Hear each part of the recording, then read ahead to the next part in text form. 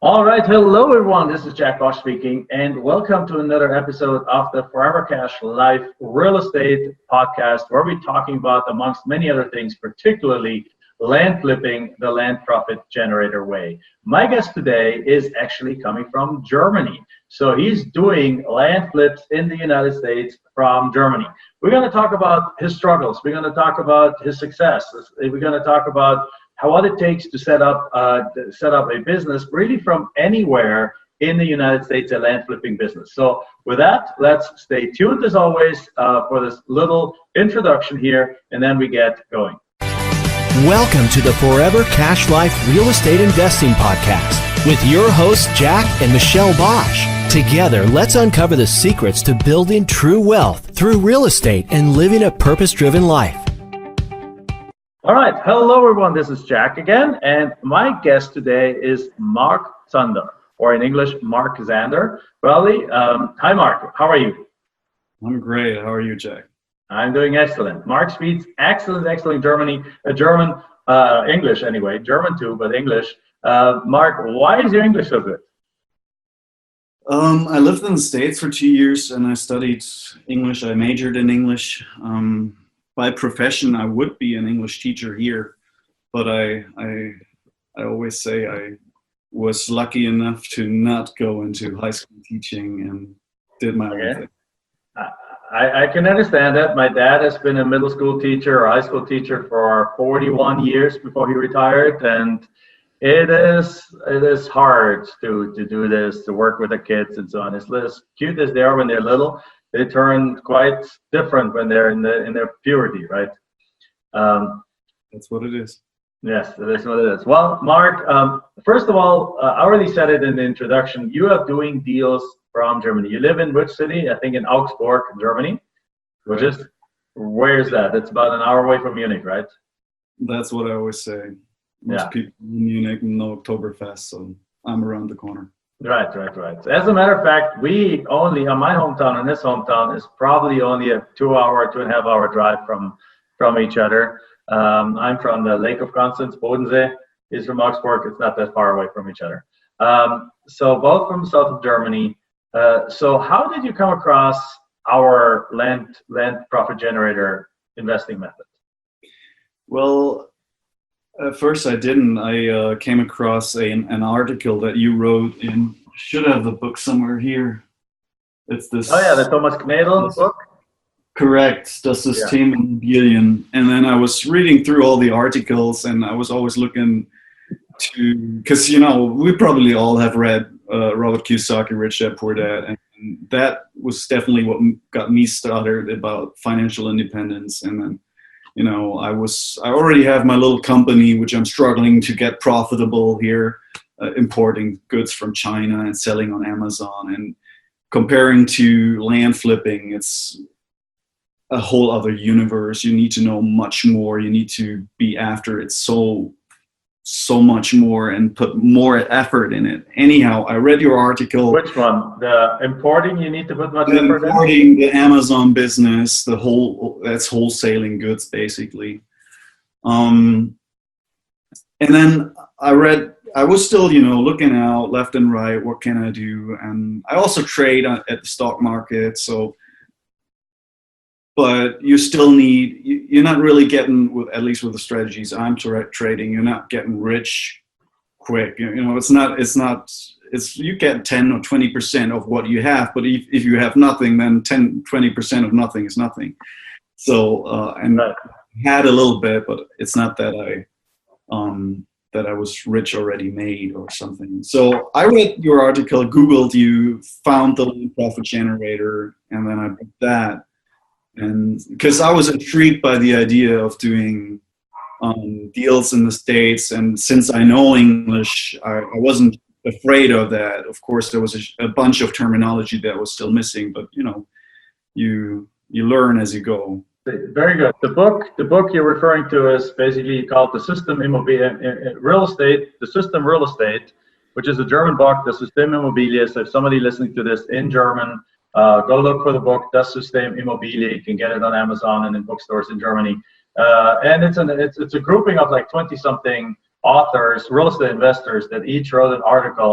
We're asked to write an article, and since I know the guy that put it together, Thomas Knedel, he asked me to write one of these articles, and I talked about our forever cash strategy, really what this podcast is about land flipping and turning money and rolling it into more passive cash flow streams over time. And now we're doing also apartment complexes. And this entire layout was there, or just about 15 pages.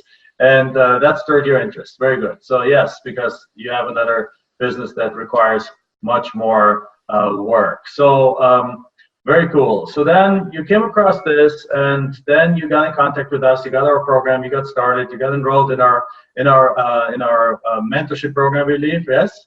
And so tell us what happened since then. Well, of course, a lot happened. I started off with the LPG coaching, and then for me, it was at first it was. The task was to establish a system for me to operate in the States, because obviously I can't even receive phone calls. Like nobody is going to call a German landline number. So I was looking, and I basically ended up really inexpensively getting what looks like an American landline number, but really is a voice over IP number. But it's my number and people can call me. And then the next thing was getting a post office box. That's a little bit harder, I guess, from when you were in the States. You had to go to the embassy, you had to sign documents, send that stuff there, get something notarized. And we do notarize things differently than people in the States. So you had to go to the embassy, but you did that. And it took me around about 2 months to set the whole system up, did the call center. And so to say, just for you, if you're listening here, for those who are listening, when we do our method, we use direct mail. So in order to basically, we get a list that you can do online from anywhere, a list of people that own land. We then send them out the letter. While we're sending them out the letter, you can't send the letter from Germany. You can, but it's very expensive and it looks really different, and it's going to be taking an extra week to arrive there. Actually should be an interesting test to do this, to see how your opening rates would be. Because if there's all of a sudden an international stamp out there, you might get huge opening rates. But anyway, so it might be worth the try. It might cost more, but you might get so much more responses. Who knows?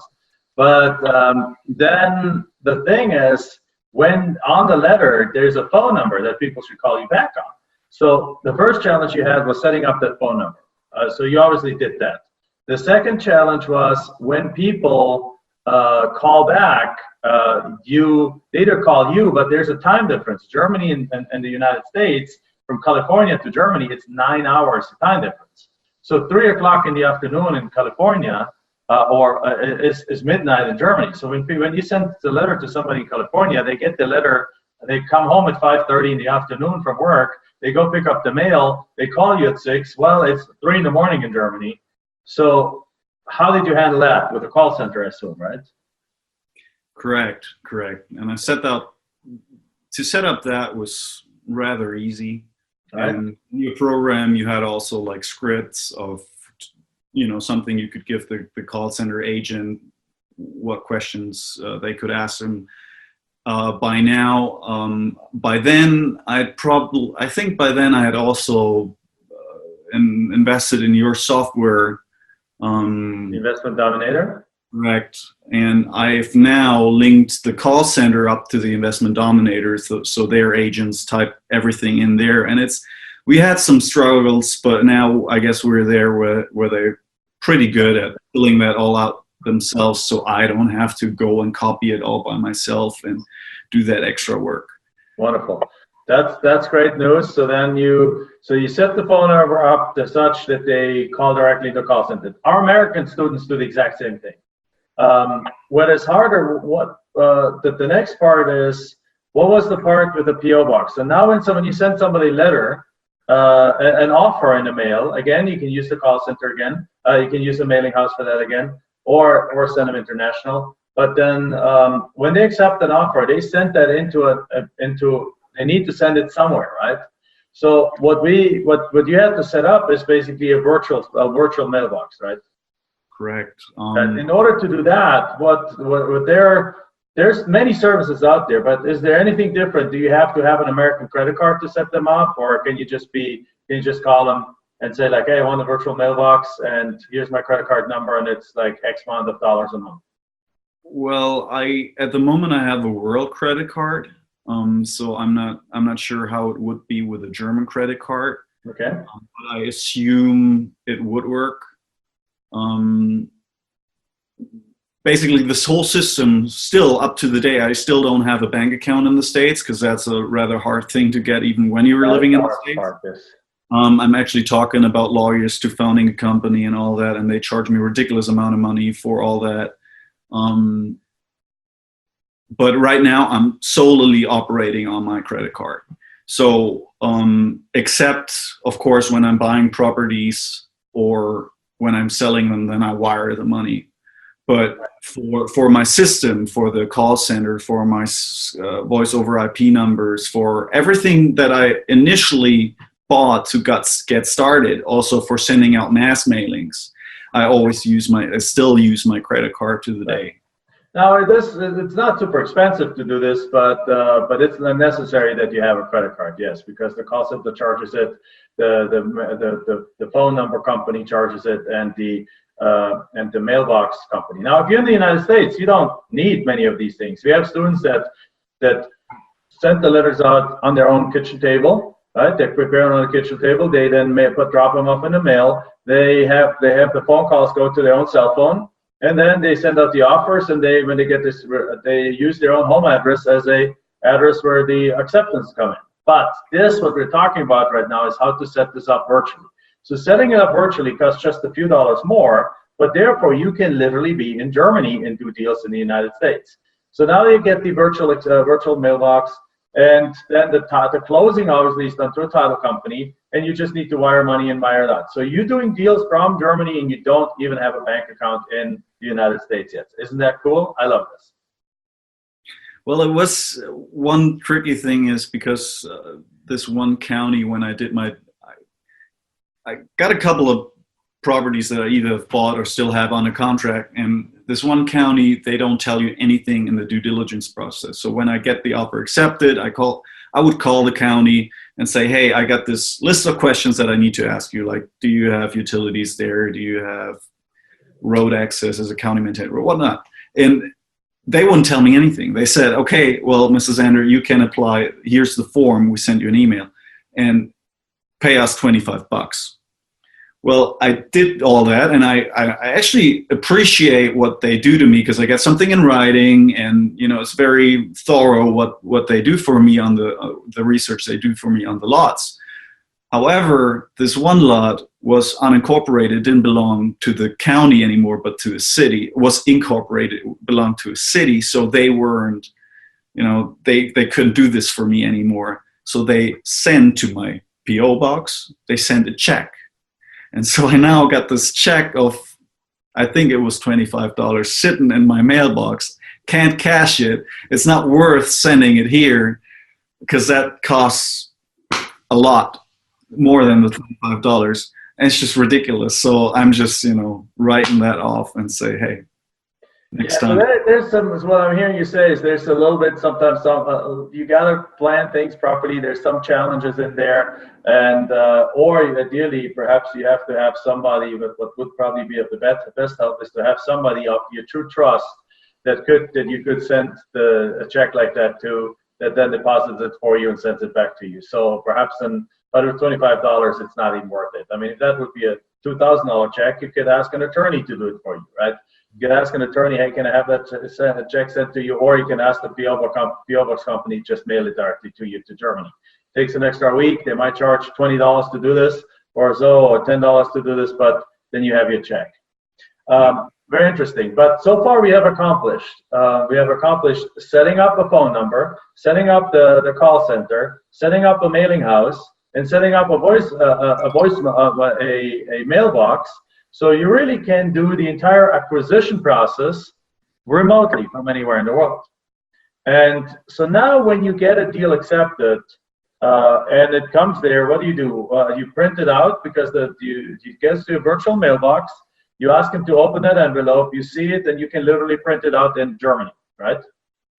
Correct. When I send out offers, so now I got deals accepted, but before that, when I send out the offers, I have people here in Germany, because in your Facebook group, there's also some Germans, and you know, sometimes you see by the name, okay, they got to be German. So I clicked on them, and so, oh yeah, they're German.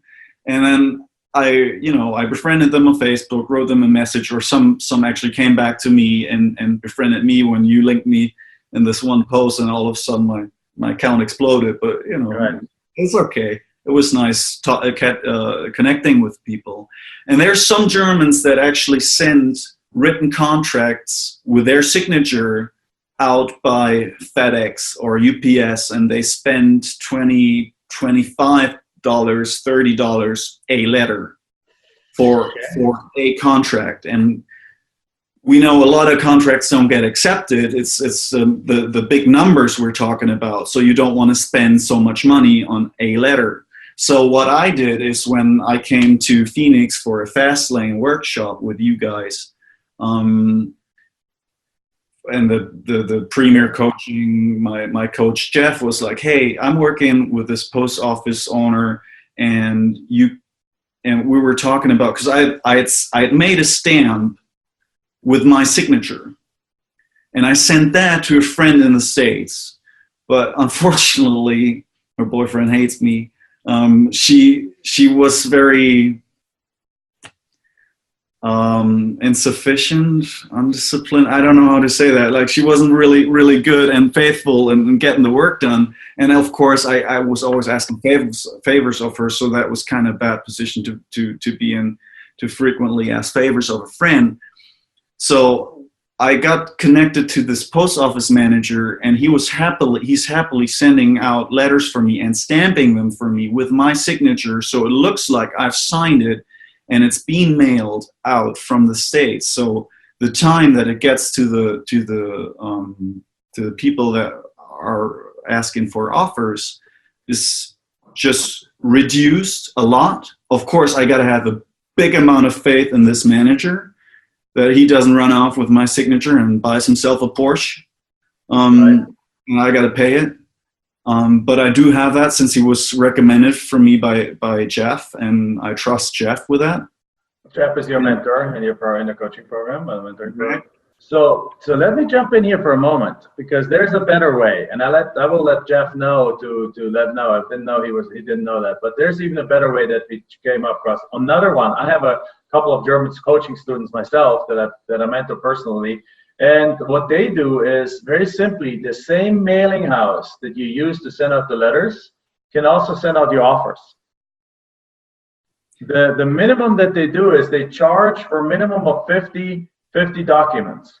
So even if you only have 10 offers to make, you have to pay for 50 pages, but it's still cheaper than FedEx, and it's still cheaper. So what you do is you send out 1,000 letters, you get 100 phone calls, or 50 phone calls, or 80 phone calls, whatever it is. Let's say you get 80 phone calls, you make 80 offers.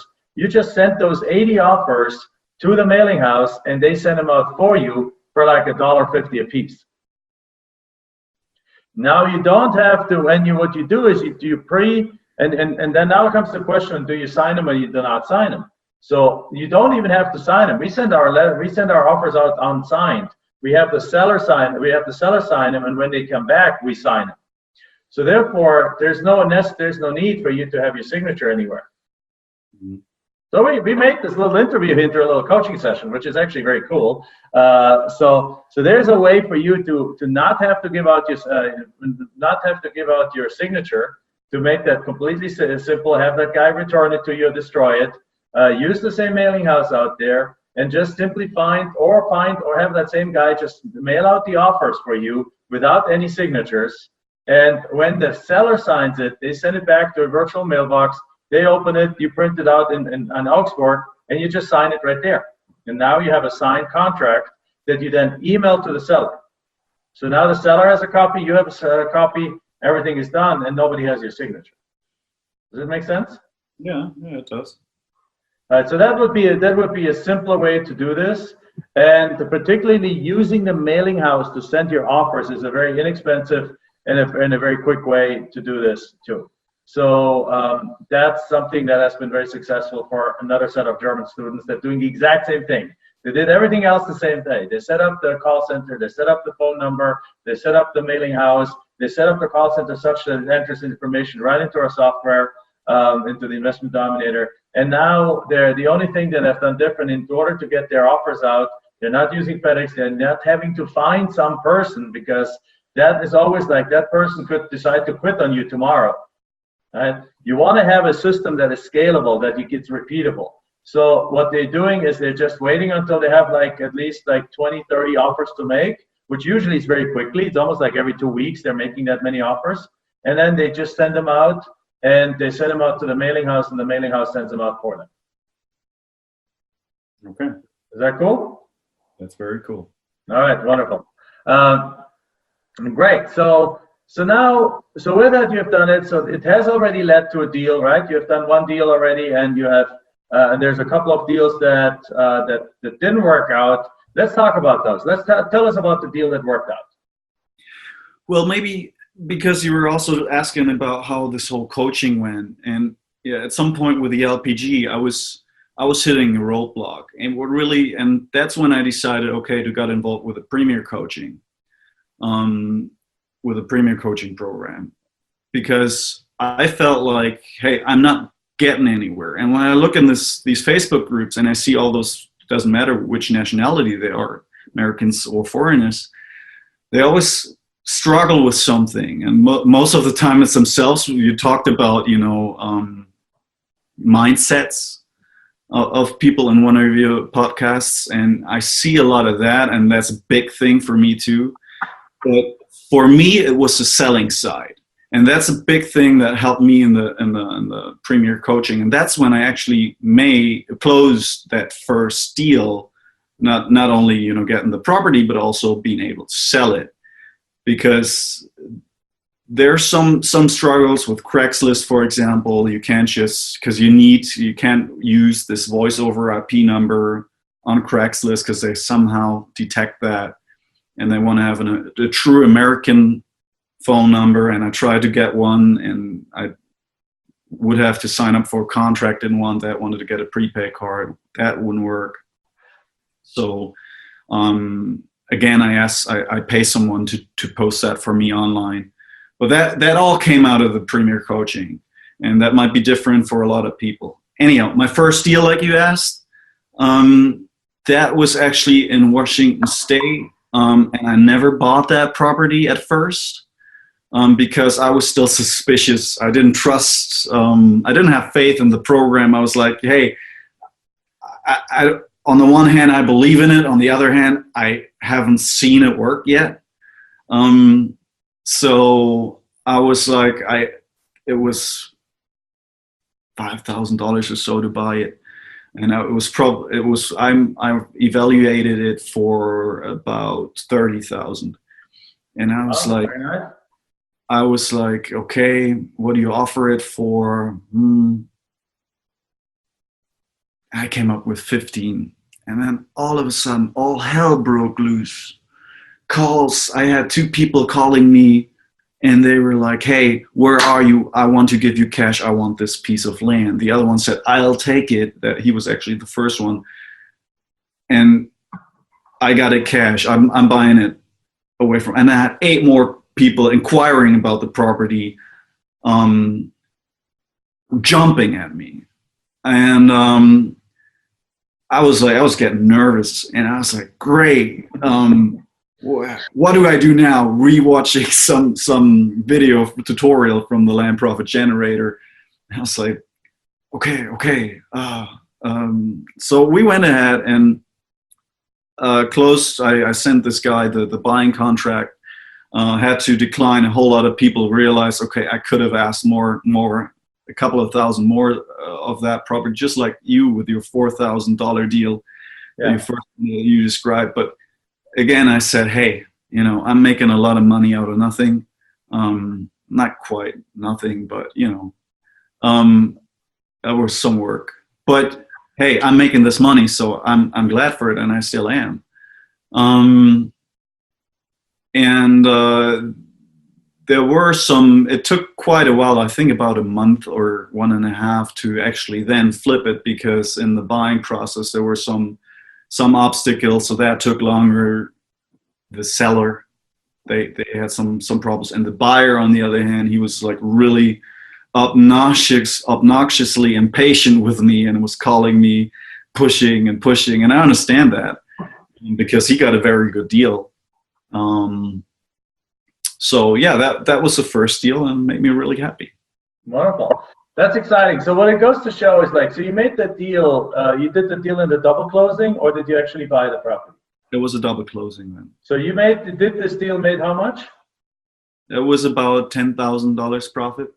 $10,000 profit. You did that without using any of your own money, other than, of course, for marketing. Correct. Wonderful. From Germany, without having seen the property. Correct. With like 10 people knocking on your door wanting more properties.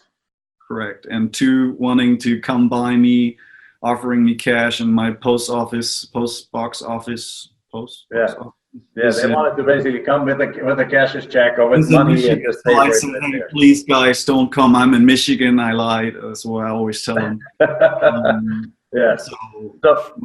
So the thing is, by the way, I don't blame you for saying, like, I didn't trust the system yet, because I mean, there's so many gurus out there talking about, this is this, blah, blah, blah, blah, blah. I mean, it's very normal that you don't just believe everything you hear. So, but I'm glad you took action. I'm glad you followed the steps. I'm glad you took action on the mentoring program, because it apparently made the difference. And then you jumped in and you were able to get this deal done. That is super exciting. And that's, by the way, has just happened fairly recently. So since then, a couple of deals have also fallen. But before we go into the other deals, that have one of them actually that's fallen apart, because it's kind of a lesson learned. We talked before we jumped on the show here. We talked a little bit about that deal, so I want to make sure I talk about that. The other part I wanted to mention is, since then, how is your confidence in the system now? It's much bigger, of course. It's one thing to hear it from you, and the other thing to experience it yourself. And I totally understand if somebody's. Now, the second question is, in that area where you got so many people jumping on you, have you looked for more properties since then? I actually didn't. That's the number one thing you want to do here. Next coaching lesson here. That's the number one thing you want to do right now, because if you have 8 people that jumped on this deal that you have to say no to, they're ready to buy a property from you tomorrow when you find one. So go right back into that same area. Let's see if you made like offers to similar properties that they didn't accept, and see if you can double the offer on those. Because if you only offer 3,000, 4,000 on these properties, can you offer 7,000 or 8,000 and still sell it to somebody for 15 or 20 again? Yes, all day long, right? So go. You have an area, discovered an area where there's lots of buyers. And when you find properties, they take them immediately out of your hands. So make that a focus of where you go, and go right back there and find some more deals. You know why I actually changed that county is because it was in Washington State, the 9 hours time difference. So I now went to the East Coast, because I just figured, hey, that's easier for me to work. And okay. Either way it works. I probably do both. Yeah. Since you just said that, I'm like, why would I let this go? So, go back and even look up the offers that you have made like 4 months ago or 3 months ago, and go back to them, because here's the reality of land flipping. Nobody else has made them offers since then. So you made an offer back then, they didn't accept it. But if you go in 3-4 months later now and make another set of offers, then there's a good chance they will still accept 1 or 2 of them. There was actually, I didn't make then so many offers. And there's one lesson that came out of the Premier Coaching and out of the Fast Lane workshop. That was, everybody that is requesting an offer gets one. And if you're sending them out $50 offers where I had already made the decision for them, nobody's going to sell it for $50 or $300. Yes, they will. And that's something that I didn't do. So I had about 20, and I didn't mail out that much. It was probably just 1,000 letters. And I had 20 offer requests, and I mailed out 2, 3 actual offers. Okay, go back and mail to the other ones. Yeah. Yes. Yeah. It's a common mistake at the beginning that you think, oh, nobody's going to accept that. But by saying that, as you just said, you're deciding for them. Don't do that. Let them decide for themselves. Spend the dollar or whatever it is on the envelope for the offer and have them make the decision. Right. I had one guy called one of the call center agents and said he wanted $12,000 for the property, offered him $300, and he signed it. And you never know. I love this. We're running a little bit out of time, but just quickly, shortly, what happened in the deal that didn't go through? Or you totally understand there were some that it's like you got a deal accepted, you had a buyer lined up right away, but then the deal didn't go through because you couldn't buy the property. Tell us about that a little bit, because that sometimes happens. Sometimes there is the case that you get a property so cheap because it has other issues with it. So that's why, tell us the deal. Tell us about that. Well, there's actually two cases right now that I had to let go. The one,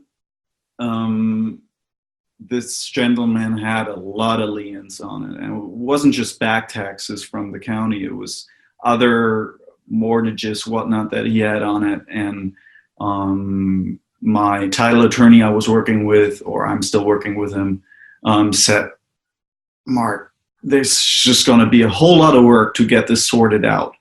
And he would have to ask more money for his services, and finding the actual people that he owed money that I figured, okay, it's just a $1,000, $2,000 in this deal, so I'm not going to make it. So I let that go. And the other one is actually, I still regret this a little bit. It's just $1,000 profit deal. And I still wanted to pick it up, flip it. And this, if there's $1,000 lying on the street, would you bend down and pick it up? Yes, I would. Of course. So I wanted to do that. And I even had the new buyer line up already. He said, man, I'm going to take this in this area of West Florida. That's weird, because there's like people buying land that is not going to be developed, and it wasn't in 30 years, and it might not be in the next 30 years. But this gentleman wanted to buy this. And I told him, hey, you can't build on it. He said, can I park an RV on there and camp there? He said, yes. He wanted to take it. I said, great. And then I tried calling this other gentleman, and that was my mistake. I had yet not bought this piece of land because I was suspicious of it because of its unbuildability, if that's a word. Mm-hmm. So, who just made it a word? Two Germans just make up new English words. There we go. Tell Merriam-Webster. Anyhow, so I tried calling the seller again, I've never spoken to him, and I just received the written contract from him because I'm not that good in keeping in touch with the actual sellers, which I should get better at. You should, yes. So I never reached him. Once he called me back, I couldn't pick up the phone, and then I couldn't reach him again.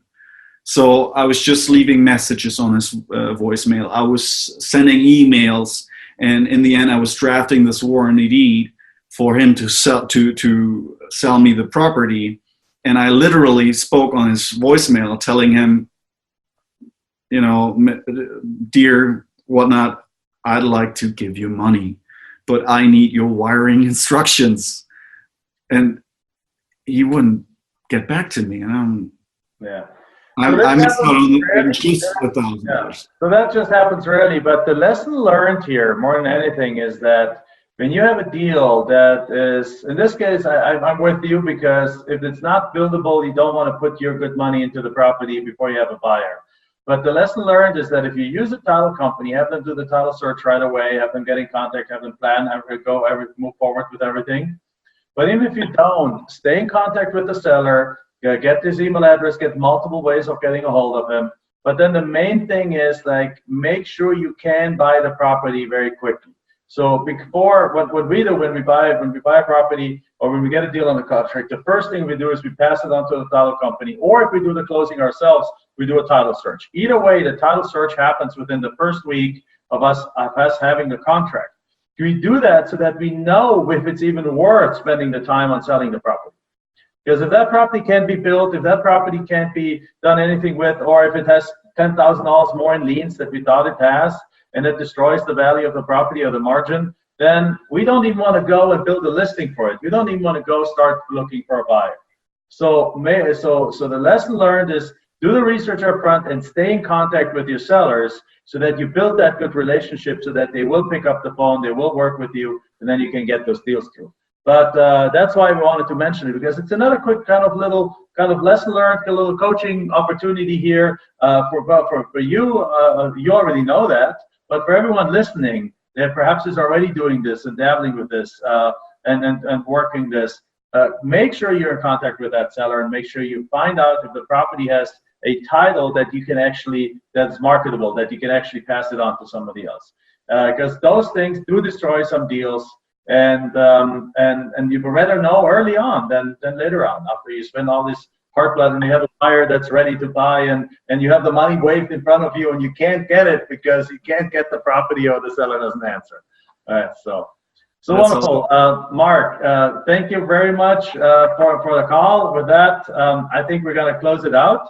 It was awesome. Thank you very much. It's already late, kind of evening in Germany. So thanks a lot. And I will, we're excited to follow your success. We're excited about the deal you have done. I know you have several more under contract right now, right? Correct.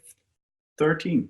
Right. 13 under contract. So it's exciting. So work on those, on the selling part. Stay in contact with your seller. Do the title searches. Make sure you do those things, and they will sell in no time. So with that, everyone, thank you very much for watching this episode. If you're on YouTube, make sure you put the thumbs up. Make sure you share it with our people. Get the share list, put it over on YouTube and on Facebook. Share it with other people. If you're listening to this on iTunes, make sure you give us 5 stars. And not only a 5-star review, put in the blurb below. Give us a little really feedback on it, ideally 5-star feedback. With that, thank you very much, and thank you, Mark. Enjoyed this episode? Then make sure you like, subscribe, and post your comments and questions below the video. We're looking forward to hearing from you.